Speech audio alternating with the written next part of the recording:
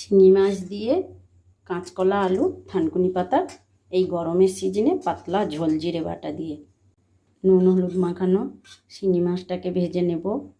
আলু আর কাঁচকলাটাকে হালকা ভেজে নেব। মাছ ভেজে তুলে নিয়েছি। কাঁচকলা আলু ভাজা দিয়ে দেবো লবণ, আদা আর জিরে, আদা জিরে একসঙ্গে শিলে বেটে নেয়। দিয়ে দেবো গরম জল, সেদ্ধ হতে দেব।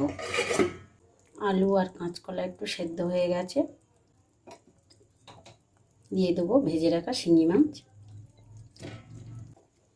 আর দিয়ে দেবো থানকুনি পাতা